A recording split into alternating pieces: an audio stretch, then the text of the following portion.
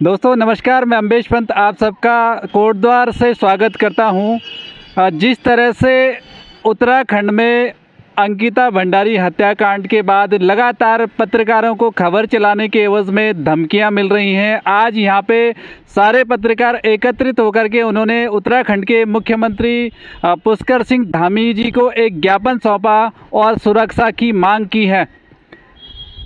जिस तरह से प्रशासन की जो शिथिलता के ऊपर लगातार सवाल खड़े होते हैं, आज यहाँ पे एक महिला और है, मैं इनसे बातचीत कर लेता हूँ। ये संभवतः यहाँ पे 31/8 यानी 31 अगस्त से यहाँ पे धरने पे बैठी हुई हैं। क्या कारण है इनका धरने का, मैं इनसे ही जान लेता हूँ। सबसे पहले आप अपना नाम बताएंगे, क्या नाम है आपका? मैं आशा डबराल और उत्तराखंड आंदोलनकारी भी हूँ और समाज सेवी भी हूँ। क्या समस्या है आपकी? आप जो धरने पे बैठे हुए हैं, आपने लिखा हुआ है कि आपको न्याय नहीं मिल रहा है प्रशासन की शिथिलता के कारण। हमारे ऊपर कई बार हमला हो चुका है और इसकी शिकायत मैंने पट्टी पटवारी जी से की, लेकिन पट्टी पटवारी जी ने हमारी नहीं सुनी, जिसके कारण 30 जुलाई को मेरे पति पर बहुत बड़ा हमला हुआ। मेरे पति के सर पे टांके लगे हैं, लगातार 3 घंटे तक खून बहता रहा। ग्राम सभा 84 से मैं सेलनी खाल बड़ी मुश्किल से आई, गाड़ी बुक करके हम यहाँ आए। यहाँ तहसीलदार साहब ने खुद मेरे पति को देखा और नायब तहसीलदार साहब ने भी देखा, पटवारी जी ने भी देखा, परंतु इन्होंने हमारी कुछ नहीं सुनी। एक FIR लिख दी, बोला तुम्हारी FIR लिख दी है, पौड़ी भेज दी है। पौड़ी भेजने के बाद बोलते हैं कि हमने अब ये वापस कानूनगो के पास भेज दी, और कानूनगो साहब कुछ नहीं करते। और कल मैं तहसीलदार साहब जी से मिली थी, माननीय तहसीलदार साहब जी ने बोला कि हड़तालें चल रही थी। महोदय, जब हड़तालें चल रही थी तो 23 जून को पटवारी हमारे यहाँ क्यों आया दूसरी पार्टी के साथ, और 1 जुलाई को पटवारी और कानूनगो क्यों आए पटवारी और कानूनगो के साथ? कानूनगो के सामने और पटवारी के सामने मेरी बहू को अश्लील हरकतें दिखाना और अश्लील गालियां देना पटवारी और कानूनगो के सामने हुई थी। मेरी बहू ने बोला था मेरा यूपी होता तो ये पटवारी और कानूनगो की तो जाती नौकरी, अब ओम प्रकाश डबराल होता जेल में बंद। मुझे ये बताओ, आपका गाँव कौन सा है, कौन से क्षेत्र में पड़ता है?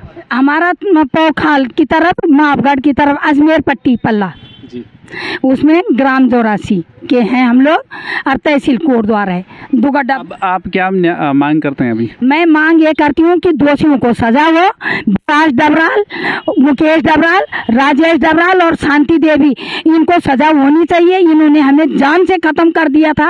हो सकता है इस दुनिया में कुछ दिन का दाना पानी और रहा होगा, हम जिंदा बच गए। कारण क्या था कि आपके साथ मारपीट हुई? कारण ये था कि मेरा मकान जो है, मेरे मकान के नीचे से इन्होंने मेरा पुस्तक गिराया, मकान ढल गया। मेरा मकान जो है चारों तरफ दरारें पड़ गई, जिसकी शिकायत मैंने पट्टी पटवारी को की, लेकिन पट्टी पटवारी और कानूनगो उन्हीं के साथ कार में जाते थे, उन्हीं के साथ कार में वापस आते थे। इन्होंने मेरी एक नहीं सुनी। मैं लगातार शिकायतें दर्ज करा रही हूँ। क्या नाम है पटवारी का? पटवारी हैं रविंदर रावत। तो जिस तरह से आपने देखा कि लगातार जी, और जो ये अब इतने दिनों से मैं धरने में बैठी हूँ, माननीय तहसीलदार साहब, माननीय नायब तहसीलदार साहब जी, उन्हीं से हमारे केस की इंक्वायरी की जा रही है। जिन पर मेरे को भरोसा नहीं है वो दूसरी पार्टी से मिले हुए हैं। मुझे न्याय की उम्मीद नहीं है।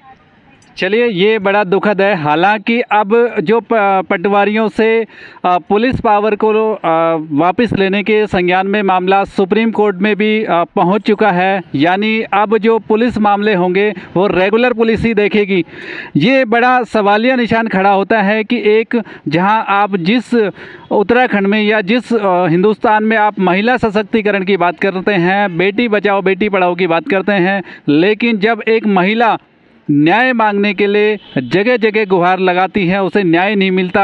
न्याय के लिए उनको ऐसे धरने पे बैठना पड़ता है। ये उत्तराखंड सरकार के लिए बहुत बड़ी चुनौती है। जिस तरह से अभी हाल ही में एक बहुत बड़ा शर्मनाक घटना पूरे उत्तराखंड ने झेली है अंकिता हत्याकांड में, और वहाँ पे भी कहीं ना कहीं जो पटवारी की संदिग्ध संलिप्तता नज़र आई है, जिसके एवज में आज उत्तराखंड के मुख्यमंत्री धामी जी ने जो संदिग्ध पटवारी थे वैभव प्रताप सिंह, उन पे कार्रवाई करते हुए उनको सस्पेंशन का उनका ऑर्डर दे दिया है।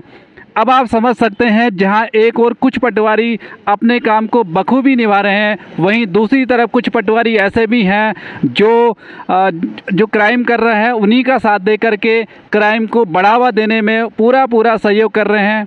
अब देखना होगा, जब लगातार जगह जगह पटवारियों की कार्यप्रणाली पे, कार्यशैली पे लगातार सवालिया निशान खड़े हो रहे हैं, अब उत्तराखंड की धामी सरकार इस पे कितना सख्त से सख्त फैसला लेती है।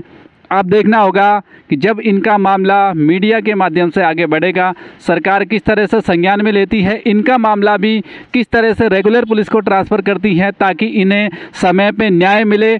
हमारी लगातार अन्याय के खिलाफ लड़ाई जारी रहेगी। जहां भी हमें ऐसा महसूस होगा कि यहाँ पे अन्याय हुआ है, हम उनके साथ में खड़े रहेंगे।